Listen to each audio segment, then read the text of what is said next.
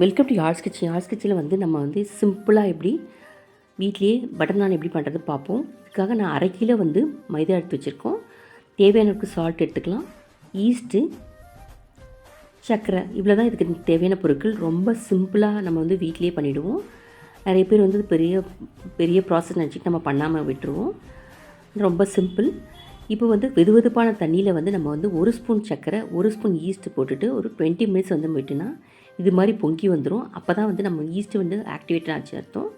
ஒரு பவுலில் வந்து நம்ம வந்து மைதா மாவு ஆட் பண்ணிவிட்டு தேவையான அளவுக்கு நம்ம சால்ட் ஆட் பண்ணிவிட்டு இந்த பொங்கி வந்த ஈஸ்ட்டை வந்து கலந்து கொஞ்சம் தேவையான அளவுக்கு தண்ணியை ஆட் பண்ணி நம்ம வந்து கொஞ்சம் கொஞ்சமாக பிசைஞ்சு எடுத்துக்கலாம். நம்ம நார்மலாக எப்படி சப்பாத்தி மாவு பிசையுமோ அந்தளவுக்கு சப்பாத்தி மாவு பதத்துக்கு நம்ம பிசைஞ்சு எடுத்துப்போம். இப்போ வந்து மைதா மாவு பதிலாக நம்ம வந்து கோதுமை மாவுலேயும் ட்ரை பண்ணலாம். ரொம்ப நல்லா வரும். டேஸ்ட்டும் ரொம்ப நல்லாயிருக்கும். பார்த்திங்கன்னா இந்தளவுக்கு நம்ம வந்து பிசைஞ்சு எடுத்துக்கலாம். ரொம்ப பிசைன்னு அவசியம் இல்லை.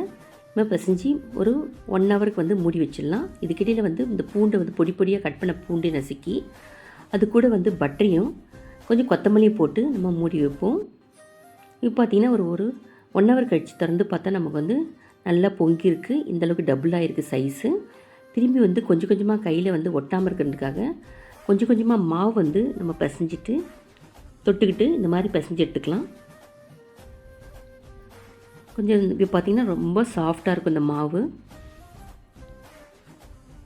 நல்லா கொஞ்சம் பிசைஞ்சு எடுத்துப்போம். எடுத்துகிட்டு நம்ம வந்து தேவையான அளவுக்கு சைஸை வந்து நம்ம வந்து எந்த அளவுக்கு நம்ம வந்து பண்ண போகிறோமோ அந்தளவுக்கு வந்து உருட்டி வச்சுக்கலாம். ஷேப்பில் வந்து திரட்டிக்கலாம். இப்போ பட்டரையும் நம்ம வந்து கார்லிக்கையும் வந்து கொஞ்சம் கொத்தமல்லியும் ஆட் பண்ணி நம்ம வந்து கலந்து வச்சுக்கலாம். இந்த மாதிரி ஓவல் ஷேப்புக்காக நான் வந்து இது மாதிரி நீட்டாக ஸ்ட்ரெச் பண்ணி நம்ம வந்து உருட்டி எடுத்துக்கலாம். ரொம்ப சிம்பிளான ப்ராசஸ்ஸு.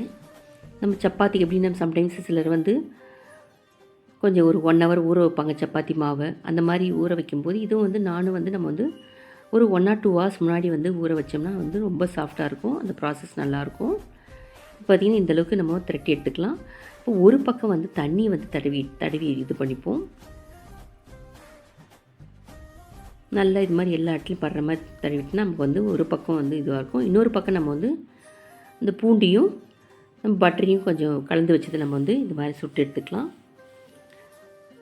இப்போ வந்து நம்ம வந்து இது நான்ஸ்டிக் தவா இல்லாமல் சாதா தவா இருந்துச்சுன்னா நம்ம வந்து ஒரு பக்கம் இதே சாதா தவா இருந்தால் நமக்கு வந்து ஒரு பக்கம் வந்து தண்ணி பக்கம் போட்ட இது வந்து ஒட்டிக்கும் தவாவில். நம்ம டைரெக்டாக வந்து நம்ம ஃப்ளேம்லேயே காமிச்சு சுட்டு எடுத்துக்கலாம். ஆனால் இது நான்ஸ்டிக் தவான்றதுனால நம்ம வந்து திருப்பி போட்டு நம்ம எடுத்துக்கலாம். ரொம்ப சாஃப்டான நான் வந்து நமக்கு ரெடி ஆகிடுச்சு. நீங்களும் வீட்டில் ட்ரை பண்ணி பாருங்கள். ட்ரை பண்ணி பார்த்துட்டு கமெண்ட்டை கமெண்ட் பாக்ஸ் சொல்லுங்கள். நன்றி, வணக்கம்.